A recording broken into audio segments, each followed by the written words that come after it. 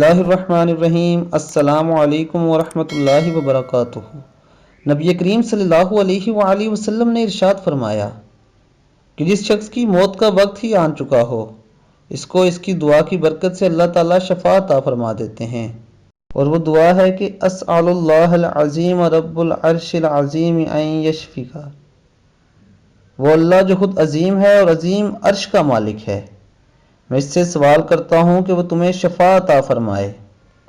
ان حضرت صلی اللہ علیہ وآلہ وسلم نے بیمار کی عیادت کے وقت 7 مرتبہ یہ دعا پڑھنے کی تلقین فرمائی ہے۔